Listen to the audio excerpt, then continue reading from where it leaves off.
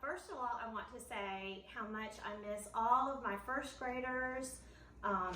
It's just been so hard on us all. I know that you guys are sad and you miss your friends, and I understand that too. I miss y'all very, very much. But I thought it might be fun for us to finish something that we started in school, but didn't finish. That is Stuart Little. Remember this? We were reading Stuart Little before we had to leave school for the pandemic. So I thought we'll read a chapter every day, and maybe you can talk about it with your parents. Okay, so when we left off, remember we were, Stuart had just, show them the picture there, Stuart had just saved Margalo the bird, you see, by shooting Snowbell the cat with an arrow. That was the last time we read. Okay, we finished that chapter. Okay, so the next chapter is called A Narrow Escape. So here we go. Margalo liked it so well at the Littles' house, she decided to stay for a while instead of returning to the open country. She and Stuart became fast friends, and as the days passed, it seemed to Stuart that she grew more and more beautiful. He hoped she would never go away from him. One day, when Stuart had recovered from his bronchitis, he took his new skates and put on his ski pants and went out to look for an ice pond. He didn't get far. The minute he stepped out into the street, he saw an Irish Terrier, that's a dog. So he had to shimmy up an iron gate and jump into a garbage can where he hid in a grove of celery. While he was there, waiting for the dog to go away, a garbage truck from the Department of Sanitation drove up to the curb and two men picked up the can. Stuart felt himself being hoisted high in the air. He peered over the side and saw that in an instant, he and everything in the can would be dumped into the big truck. If I jump now, I'll kill myself, thought Stuart. So he ducked back into the can and waited. The men threw the can with a loud bump into the truck where another man grabbed it, turned it upside down, and shook everything out. Stuart landed on his head, buried 2 feet deep in wet, slippery garbage. Ooh, can you imagine that? All around him was garbage, smelling strong. Under him, over him, on all 4 sides of him, garbage. Just an enormous world of garbage and trash and smell.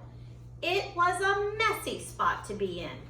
He had egg on his trousers, butter on his cap, gravy on his shirt, orange pulp in his ear, and banana peel wrapped around his waist. Still hanging onto his skates, Stuart tried to make his way up to the surface of the garbage, but the footing was bad. He climbed a pile of coffee grounds, but near the top of the grounds gave way under him, and he slid down and he landed in a pool of leftover rice pudding. I bet I'm going to be sick at my stomach before I get out of this, said Stuart. I know I would be too. He was anxious to work his way up to the top of the pile because he was afraid of being squashed by the next can load of garbage.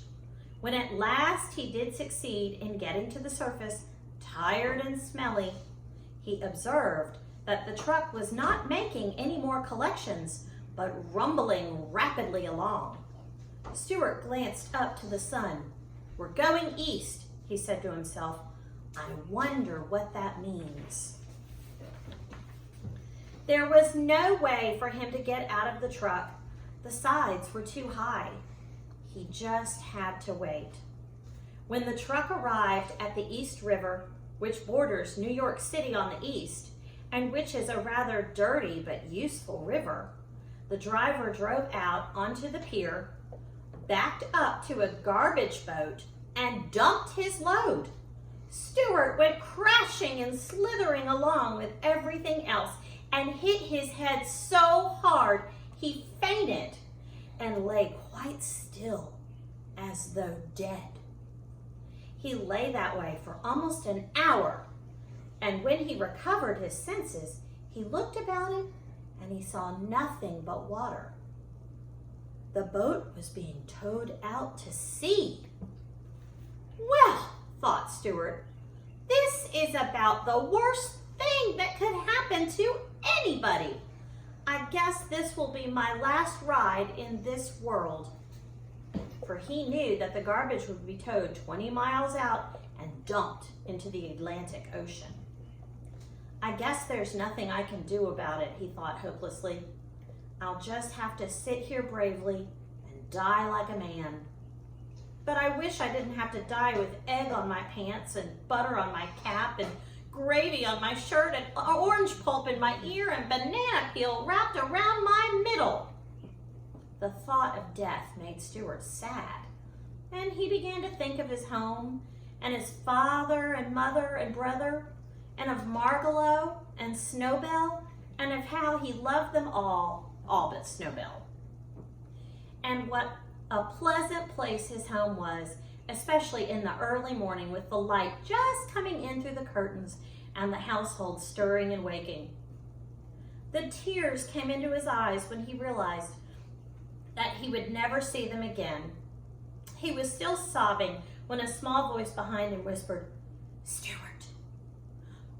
He looked around through his tears, and there, sitting on a Brussels sprout, excuse Annie, was Margalo. "Margalo!" cried Stuart. "How did you get here?" "Well," said the bird, "I was looking out the window this morning when you left home, and I happened to see you get dumped into the garbage truck. So I flew out the window and followed the truck, thinking you might need help." Boy, that's a good friend, right, boys and girls? "I've never been so glad to see anybody in all my life," said Stuart. "But how are you going to help me?" "I think that if you hang onto my feet," said Margalo, "I can fly ashore with you. It's worth trying anyway. How much do you weigh?" 3 ounces and a half, said Stuart. "With your clothes on?" said Margalo.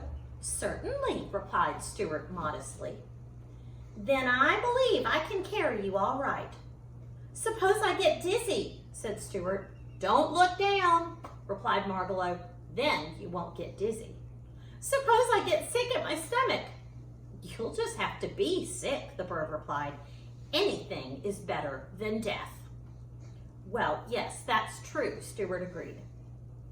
"Hang on then, we may as well get started."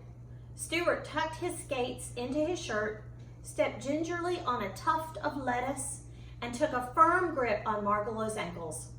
"All ready!" he cried.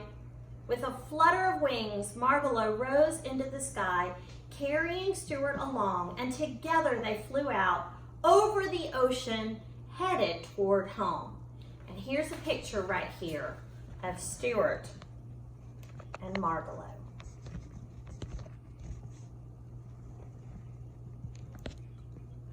Oh, boys and girls, that is really an exciting chapter, I think. I would like to know, what do you think Stuart was thinking when he first saw Margalo? And how did he feel when he first saw Margalo? Be thinking about those things. "Phew," said Margalo when they were high in the air. "You smell awful, Stuart." "I know I do," he replied grimly. "I hope it isn't making you feel bad." "I can hardly breathe," she answered, "and my heart is pounding in my chest. Isn't there something you could drop to make yourself just a little bit lighter?" "Well, I could drop these ice skates," said Stuart. "Goodness me," the little bird cried. "I didn't know you had skates hidden in your shirt. Toss those heavy skates away quickly, or we will both come down in the ocean and perish." Perish means die, right? Stuart threw his skates away and watched them fall down, down, down, till they disappeared in the gray waves below. "Oh, that's better," said Margalo. "Now we're all right. I can already see the towers and the chimneys of New York." 15 minutes later, in they flew through the open window of the Littles' living room and landed in a Boston fern. That's a type of plant. Mrs. Little, who had left the window up when she missed Margalo, was glad to see them back, for she was beginning to worry. Now I'm going to stop for a minute and show you the pictures. On this page is a picture of Stuart's skates falling into the ocean. And if you remember, his skates were made out of paper clips. So there they go. And then on this page is a picture of Stuart and Margalo flying through the air, coming into the Littles' window. So there they are, and they're coming there. When she heard what had happened and how near she had come to losing her son, she took Stuart in her hand, even though his clothes smelled nasty, and she kissed him. Then she sent him upstairs to take a bath and sent George out to take Stuart's clothes to the cleaner. "What was it like out there in the Atlantic Ocean?" inquired Mr. Little, who had never been very far from home. So Stuart and Margalo told all about the ocean and the gray waves curling with white crests, and the gulls in the sky, and the channel buoys, and the ships and the tugs, and the wind making a sound in your ears. Mr. Little sighed and said someday he hoped to get away from business long enough to see all those fine things. Everyone thanked Margalo for saving Stuart's life, and at supper time, Mrs. Little presented her with a tiny cake which had seeds sprinkled on top. And here's a picture of Margalo's cake and Margalo.